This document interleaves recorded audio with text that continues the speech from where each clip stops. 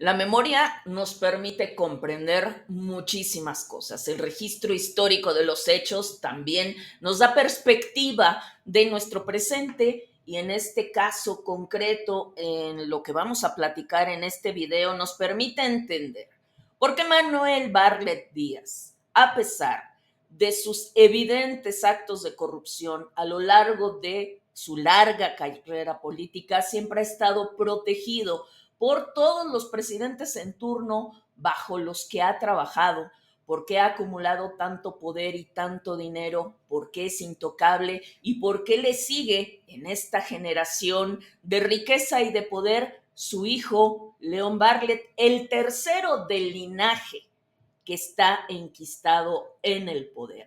En efecto, la familia Bartlett, particularmente abuelo, hijo y nieto, llevan un siglo medrando del poder público, medrando gracias a cargos políticos y en total impunidad y gracias a conexiones políticas de altísimo nivel. Primero, antes de la existencia del propio PRI en el México postrevolucionario, después ya en el PRI, ahora Morena y pues lo que siga para las siguientes generaciones. Y me voy a basar para platicarles la historia del linaje de Bartlett en un extraordinario artículo que nuestro colaborador, nuestro gran colaborador, José Ramón López Rubí Calderón, que escribe para nosotros en Etcétera, publicó ayer.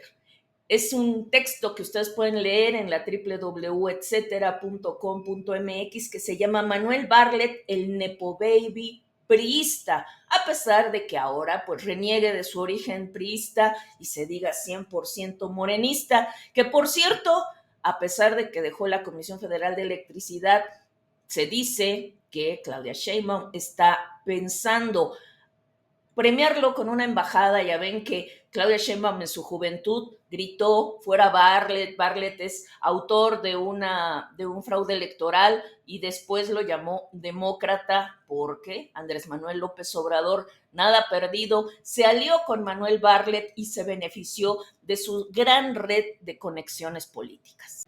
Y todo comienza con el abuelo, es decir, con el padre del exdirector de la Comisión Federal de Electricidad, el señor Manuel Bartlett Bautista. Son un linaje de Manueles.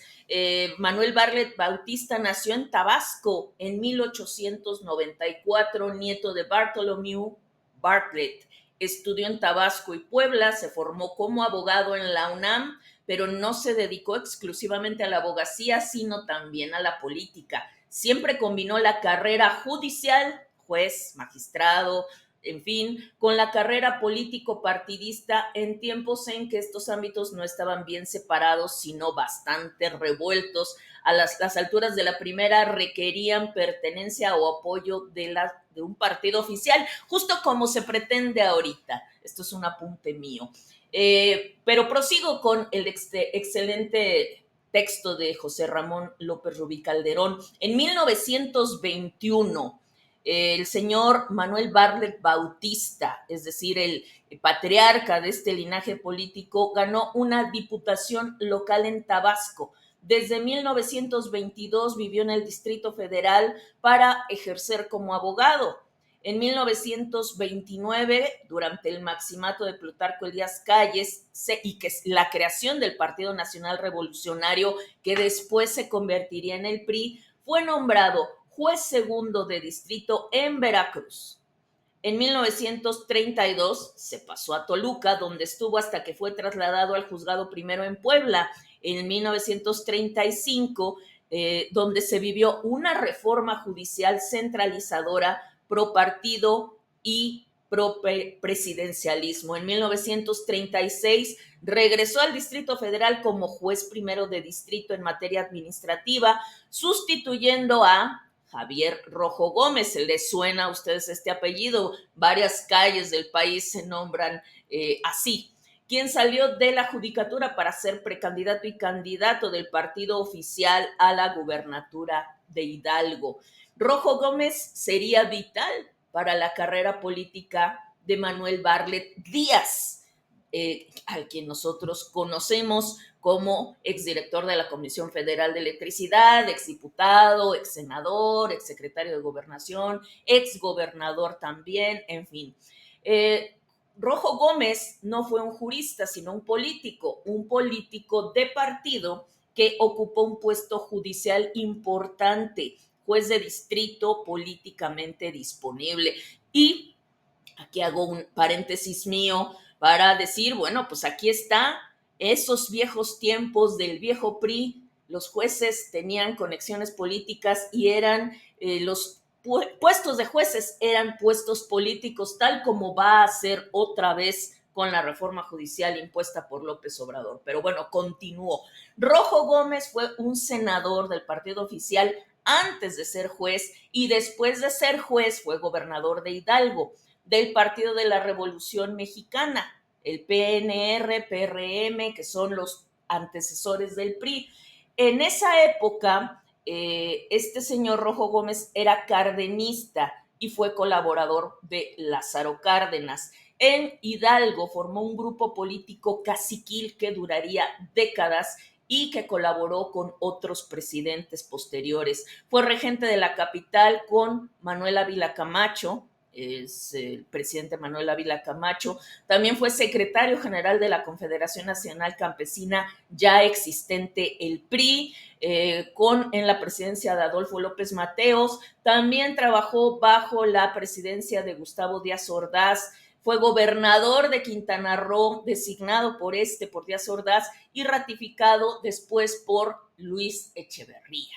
Ese era Rojo Gómez, Javier Rojo Gómez, el protector político de Manuel Bartlett Díaz. Ahora, ¿por qué Javier Rojo Gómez era protector político de Manuel Bartlett Díaz, en aquel tiempo un muchacho? Bueno, porque era gran amigo del papá Manuel Bartlett Bautista, quien fue secretario del sector campesino priista en el gobierno de López Mateos entre 1962 y 1965. Bartlett Bautista, al inicio de 1941, fue llevado ¿a dónde creen? A la Suprema Corte de Justicia por el presidente Ávila Camacho en los tiempos que, como ya dijimos, Rojo Gómez era regente del Distrito Federal, en los tiempos en que no se podía elegir al gobernante de la capital.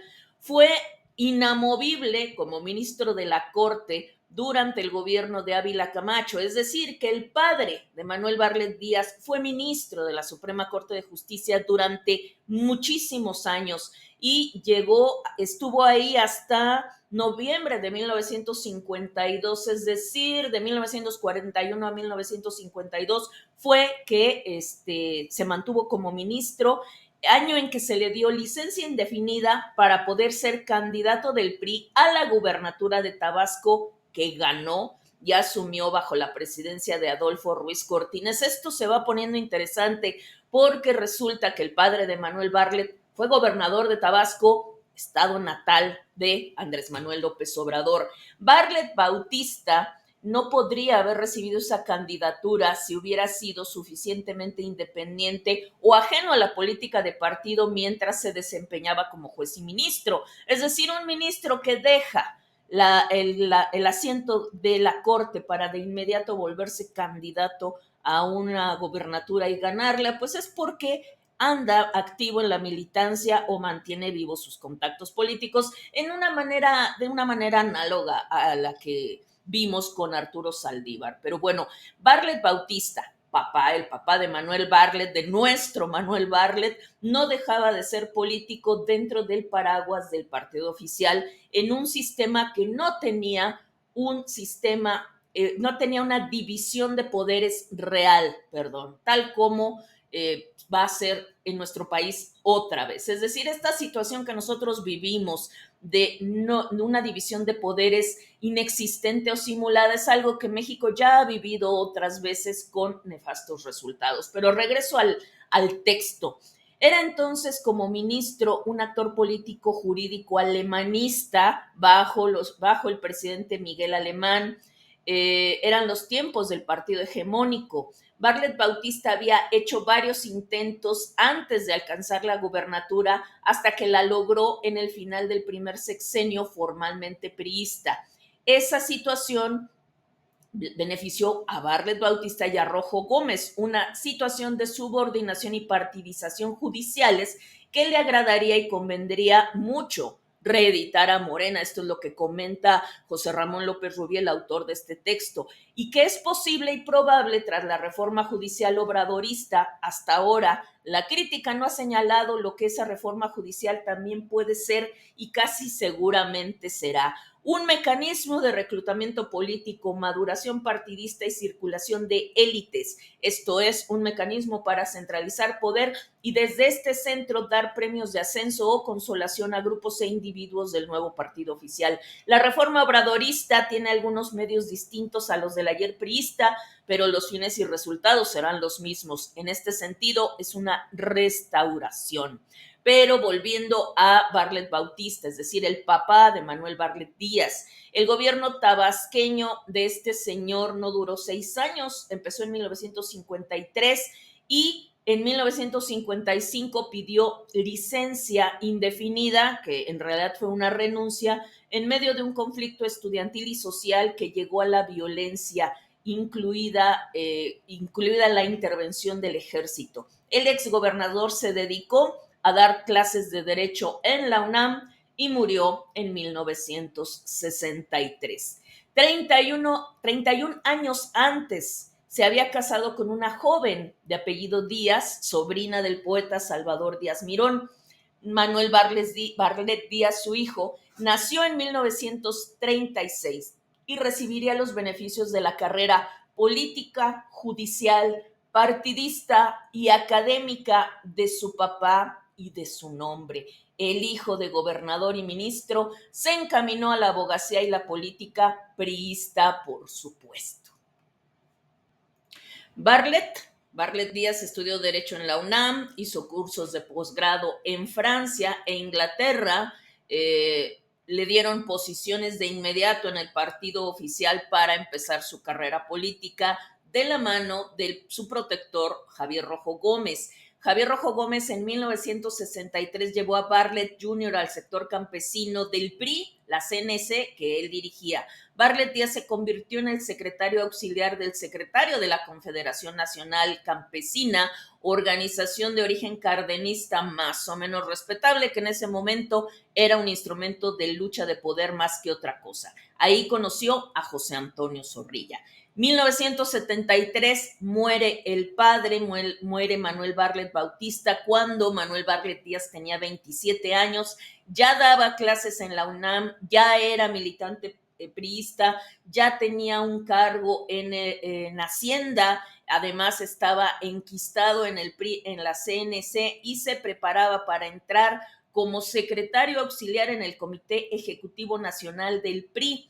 Estaría en el CEN priista hasta 1968 y de ahí subió aún más. Se convirtió en subdirector y director de gobierno de la Secretaría de Gobernación durante la presidencia de Gustavo Díaz Ordaz y luego de Luis Echeverría. Se convirtió en uno de los principales operadores políticos federales del autoritarismo, lo que no habría logrado sin habilidad política, pero tampoco sin su apellido y el apalancamiento de amigos o conocidos de su papá. También fue secretario de Gobernación con Miguel de la Madrid, secretario de Educación Pública con Carlos Salinas de Gortari, después pasaría a ser gobernador de Puebla, en donde ya nació y creció su hijo León Manuel Barlet Álvarez, el nuevo junior, uno que en vez de política se ha preferido dedicar mejor a los negocios, pero beneficiado de todos los contactos políticos de su papá y también de su abuelo, la herencia que aún queda. León Manuel Barlet Álvarez se ha enriquecido como empresario, sobre todo en el gobierno de Andrés Manuel López Obrador, y va a seguir, por supuesto, en el gobierno de Claudia Sheinbaum. Esto no habría sido posible sin pues su linaje político. Hay otro, Nepo Baby, como le llama el autor del texto, Rodrigo Abdala, transformado de la nada en superdelegado del gobierno de AMLO en Puebla. Pocos apellidos se encarnan y ejemplifican el sistema del autoritarismo posrevolucionario en lo general y del PRI en lo particular, como el apellido Barlet.